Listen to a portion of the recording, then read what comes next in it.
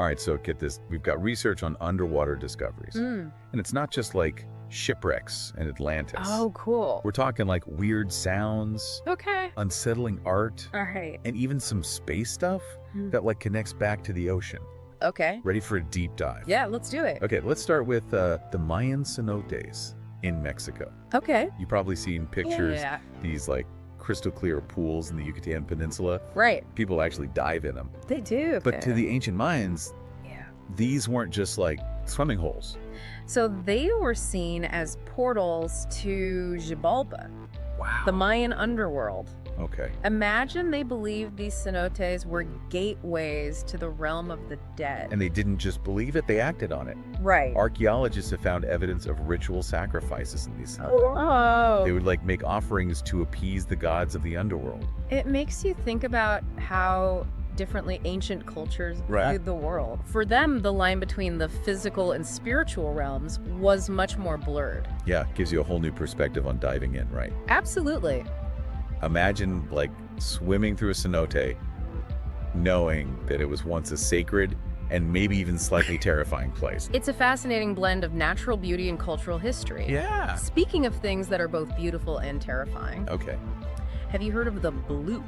Is that the weird underwater sound they picked up back in the 90s? Yes. I remember all the theories about giant sea monsters. Exactly. It was this low frequency, Mm-hmm. super loud sound recorded on hydrophones thousands of miles apart. Wow. They called it the bloop because, well, that's what it sounded like. Do we know what caused it? Was it really a giant squid or something? I'm ready for some deep sea monster action. Hold your seahorses. Okay. While that was a popular theory, Okay. most scientists now believe it was the sound of a massive ice shelf breaking off in Antarctica. Okay, that makes sense. Yeah. But it's kind of bummer. No Kraken for us. Sorry. But even if it was ice, Yeah. that sound must have been incredible to hear. It was picked up on multiple sensors over a huge area. Wow. The sheer power of that event is still pretty awe-inspiring, Yeah. even if it wasn't a mythical sea creature. I find ice is pretty cool too. It is. But speaking of cool, let's talk about some actual treasure. Right. What about the SS Central America? Yeah. That ship that sank with all that gold. Ah, yes. The Ship of Gold. Okay. A classic tale of maritime disaster and lost riches. It sank off the coast of South Carolina in 1857 during a hurricane, Oh, wow. carrying a massive amount of gold from the California gold rush. And when you say massive, do you mean like Yeah. Scrooge McDuck diving into a vault of gold? Yeah. Massive, right? Pretty much. Okay. When they finally located the wreck in the 80s, Hmm. they recovered millions of dollars worth of gold. Wow. We're talking bars, coins, nuggets, the whole 9 yards. It must have been like winning the lottery. I know, right? Did it all go to like one lucky person? Not exactly. Ooh. There were lengthy legal battles over ownership of the treasure. What? Insurance companies, descendants of the passengers, Right. even the salvage team, everyone wanted a piece of the pie. So the real treasure wasn't just the gold, but the legal drama that followed. Pretty much. Now that's a story I want to hear more about. We could do a whole deep dive just on that saga. Okay. For now, Yeah. let's move from sunken treasure to something a little more artistic. Okay. How about an underwater sculpture park? Wait, a park underwater. Yeah. Are we talking mermaids and talking fish statues? Not quite. Okay. Think more along the lines of life-size human figures, cars, even a circle of people holding hands, Wow. all placed on the ocean floor. Really? It's called the Molinaire Underwater Sculpture Park, Okay. and it's off the coast of Grenada in the Caribbean. What's the point of putting art underwater? Right. Can you even see it? That's the cool part. The sculptures are designed to be colonized by coral and marine life. Oh. Over time, they become part of the ecosystem, Okay. changing and evolving with the sea. So it's like the ocean is claiming the art, making it its own. Exactly. That's kind of beautiful. It's both beautiful and a bit eerie. The artist Jason DeCaires Taylor Yeah. wanted to spark a conversation about humanity's impact on the marine environment. Right. It's a powerful visual reminder that our actions on land affect the ocean as well. Art with a message. I like it. Makes you think about what kind of legacy we're leaving behind, doesn't it? For sure. Okay, shifting gears a bit now. Okay. What about the Apollo 11 engines? Yeah. I know they landed on the moon, but what do they have to do with the ocean? Well, after the moon landing, Uh-huh. the engines that launched Apollo 11 detached and fell back to Earth. Okay. For decades, everyone assumed they were lost in the depths of the Atlantic Ocean. So they basically became space junk at the bottom of the sea. Yeah, pretty much. What a waste. Not exactly. In 2013, an expedition funded by Jeff Bezos actually found them. They found them after all those years. They did. That's amazing. What condition were they in? Surprisingly good, considering they'd been underwater for over 40 years. Wow. And that's what makes this discovery so intriguing. It opens up possibilities for recovering and maybe even reusing parts from these historic missions. So we could potentially have parts of the Apollo 11 engines flying back into space someday.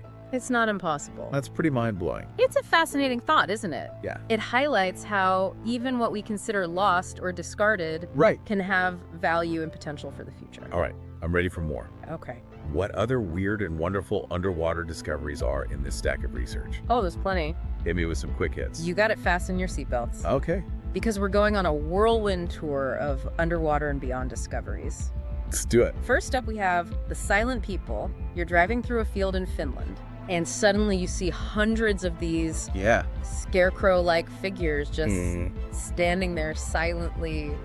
Creepy, right? Oh yeah, I've seen pictures of that. Yeah. It's definitely unsettling. It is. Like, what's the point? Is it some kind of art project? It is art, but the artist has never revealed the true meaning behind it.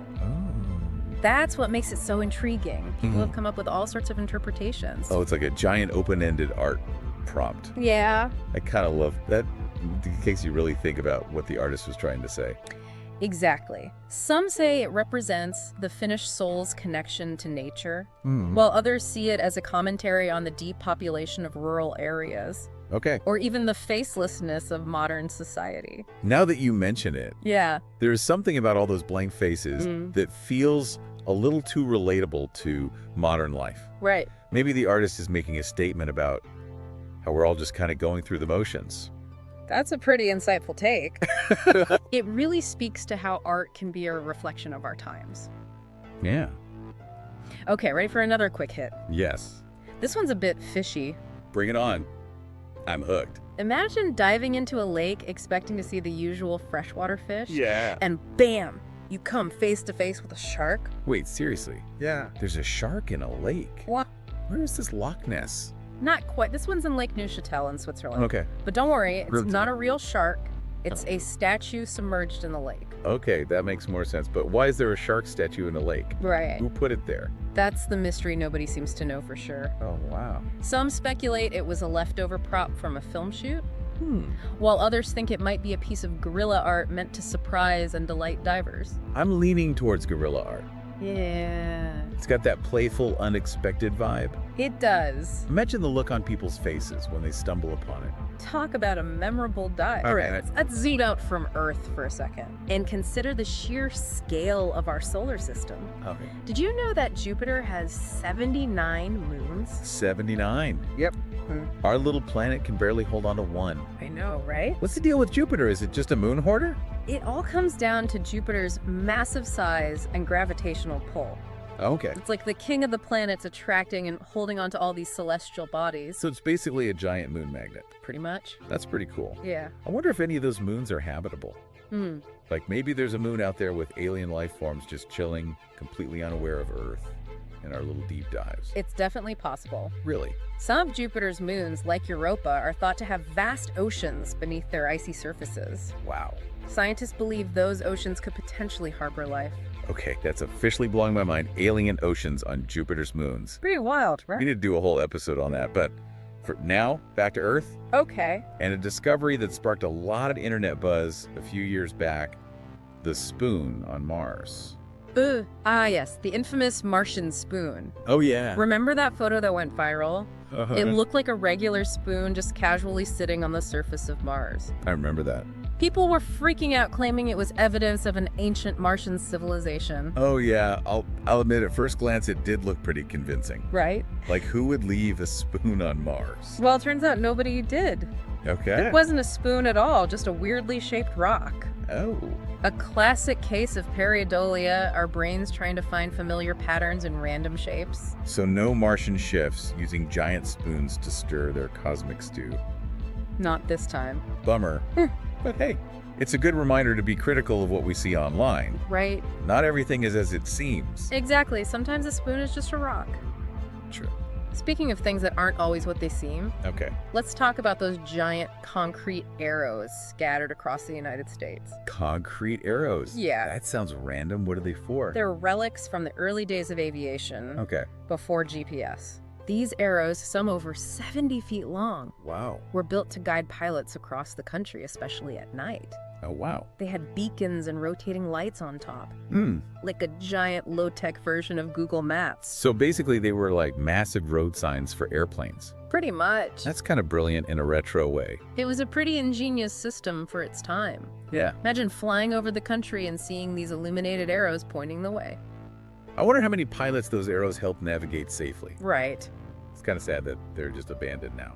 Some of them have been restored and preserved as historical landmarks. Oh, okay. They serve as a reminder of the ingenuity of early aviation and how far we've come in terms of navigation technology. From concrete arrows to a whole graveyard of airplanes. Oh, yeah. What about that Davis-Monthan Air Base in Arizona? I Yeah. heard they have thousands of planes just sitting out in the desert. That's right. It's the largest aircraft boneyard in the world. Rows and rows of decommissioned military aircraft, from bombers to fighter jets, all parked in the Arizona desert. It must look surreal, like something out of a post-apocalyptic movie. It's a pretty striking sight. Some of those planes are awaiting reactivation, Yeah. others are being stripped for parts, and Yeah. some are destined to be scrapped. It's a testament to the constant evolution of military technology, Yeah. and maybe also a bit of a reminder of the costs of war. Definitely food for thought. All right, prepare yourself for this next one. Diamond icebergs. Diamond icebergs. Yeah. As in icebergs made of actual diamonds. Is this real life? It's real, but not here on Earth. Okay. Scientists believe that on planets like Jupiter and Saturn, the atmospheric conditions are so extreme that carbon can crystallize into diamonds within their atmospheres? So you're telling me there are planets out there with diamond rain? Pretty much. That's the most extra thing I've ever heard. It's pretty mind-blowing, right? Yeah. These diamondbergs would form high in the atmosphere and then slowly descend towards the planet's core. Okay, so maybe we don't need to colonize Mars. Let's just figure out how to mine diamonds on Jupiter. Talk about a cosmic treasure hunt. That would be quite the expedition. Yeah. But let's not get ahead of ourselves. For now, we'll stick to exploring the wonders of our own planet. Okay. Speaking of wonders, have you ever heard of the giant presidential heads in Virginia? Giant presidential heads. Okay, that's definitely going on my weird roadside attractions bucket list. They're pretty hard to miss, these massive stone heads. Mm-hmm. Some over 20 feet tall were originally created for a presidential theme park that, well, didn't exactly succeed. I could see why giant stone heads might not be everyone's cup of tea. Right. So what happened to them after the park closed? A local contractor bought them and moved them to his property. Really? They're just sitting there in a field like forgotten relics of a bygone era. It's kind of sad, actually, these grand ambitions. Yeah. These attempts to capture history and leadership in stone, and now they're just abandoned. Makes you wonder what our own monuments and legacies will look like in a few hundred years. It's a good reminder that even the most monumental things are ultimately fleeting. Yeah. But hey, let's not get too existential. We've got more deep sea diving to do. Okay. What about the oldest submerged city in the world? Ooh, this sounds good. Are we talking Atlantis levels of ancient and mysterious? We're talking even older. Really? Pavloputri, located off the coast of Greece, is estimated to be over 5,000 years old. Ow. It predates even the Egyptian pyramids. That's ancient. No. What's the story with this submerged city? Was it some kind of advanced civilization that got swallowed by the sea? It was a thriving port town during the Bronze Age. Okay. We don't know exactly why it sank, but it's incredibly well preserved. Right. You can still see the streets, buildings, even tombs. Wow. It's like a snapshot of life from thousands of years ago. So it's like Pompeii, but underwater. Ex- That's incredible. What kind of artifacts have they found there? They've found pottery tools, even evidence of a complex drainage system. Wow. It challenges our assumptions about the sophistication of early civilizations. I can't believe this city has been down there for all these years, just waiting to be rediscovered. It makes you wonder what other secrets the ocean is hiding. That's the beauty of exploration, isn't it? Yeah, There's always more to discover, more to learn. for sure. Speaking of which, let's talk about a place where the laws of physics seem to take a holiday. The Oregon Vortex. Okay, this sounds intriguing. What's the Oregon vortex? Yeah. Is it some kind of black hole, a portal to another dimension? It's a mysterious area in Gold Hill, Oregon, Okay. where strange and unexplained phenomena are said to occur. Like what? People report seeing balls rolling uphill brooms standing unsupported, and even experiencing changes in height and perception. Wait, so you're telling me there's a place where gravity goes haywire? That's what they say. I'm officially intrigued. There's even a tilted wooden structure called the Mystery House, What? where you can experience these strange effects firsthand. Oh, wow. People say they feel disoriented, like the world is tilted. I'm getting major carnival funhouse vibes from this, so what's the explanation? Is it magnetic fields? Alien interference? There are lots of theories ranging from magnetic anomalies to optical illusions. Some even believe it's a place of spiritual energy or a convergence of ley lines. Ooh, ley lines. Now we're talking. Right. So is it a real mystery or is it just a clever tourist trap? That's up for you to decide. Whether you believe in the paranormal or you're just looking for a fun, mind-bending experience, the Oregon Vortex is definitely a unique place. Okay, I'm adding it to my travel list. All right, hit me with one last quick hit before we wrap up this segment. This one takes us back to the ocean depths in 2015. Okay. Scientists discovered vast fields of spherical objects on the Atlantic Ocean floor. They look like something out of a sci-fi movie. Perfectly smooth metallic spheres just scattered across the seabed. Alien eggs, I knew it. Uh-huh. Finally, some concrete evidence of extraterrestrial life. Not quite. Well, they did look pretty alien. Okay. It turns out these spheres are actually manganese nodules, mineral formations that contain valuable metals like copper, nickel, and cobalt. So not alien technology, but still potentially valuable. Yeah. I guess that's cool too. Yeah. But how do they get there? Are they like naturally occurring? They are naturally occurring, but they grow incredibly slowly, Okay. just a few millimeters over millions of years. Wow. They form as layers of metal oxides precipitate out of seawater and accumulate around a nucleus like a grain of sand. Wow. Talk about patience, millions of years to form a metal ball that's nature for you, always working on its own timeline. It's a reminder that even in the depths of the ocean, there are incredible processes happening all the time, shaping and reshaping our world. This whole deep dive has been incredible. From ancient cities to space junk to diamond rain and metal balls. Yeah. It's amazing what you can find if you just look closely enough. It really makes you appreciate the diversity and wonder of our planet and the vastness of what we still don't know. You know, as we've been discussing these discoveries, I've been kind of struck by how many of them were accidental. Oh, you mean like they weren't intentionally like looking for the Apollo 11 engines, they just stumbled upon them? Exactly. Or the shark statue in the lake. Somebody put it there on purpose, but for the divers who find it, it's a complete surprise. Yeah. And the giant presidential heads. Right. They were meant for a theme park, but now they're this bizarre roadside attraction. So it's like sometimes the most interesting discoveries happen when we least expect them. Absolutely. It highlights the role of serendipity in exploration. You never know what you might find if you keep your eyes open and your mind curious. I love that it's like we could all be explorers in our own way, just by paying attention to the world around us. For sure. And asking questions. Exactly. Every day there's the potential for discovery, whether it's a new perspective on a familiar place, a hidden detail you've never noticed before, or even just a new way of thinking about something. So what's the takeaway from all this? What can we learn from diving deep into these underwater and beyond discoveries? I think it reinforces the idea that our world is full of wonder and mystery, and that there's always more to learn and explore. It encourages us to challenge our assumptions, to be open to the unexpected, and to appreciate the beauty and complexity of our planet. It's like we've only just scratched the surface of what's out there. Yeah. There's still so many secrets to uncover. For sure. So many stories to tell. Absolutely. And who knows what incredible discoveries await us in the future. The possibilities are truly endless. This has been an amazing deep dive. It has. We've explored sunken cities, mysterious sounds, abandoned monuments, even diamond rain on other planets. That's pretty wild. It's mind-blowing to think about all the amazing things that exist both here on Earth and beyond. It's been a pleasure exploring these discoveries with you. For all our listeners out there, we encourage you to keep exploring, keep learning, and never lose that sense of wonder. Who knows? Maybe one day you'll make a discovery that changes the world. Until next time, keep diving deep. And keep those curiosity fins up.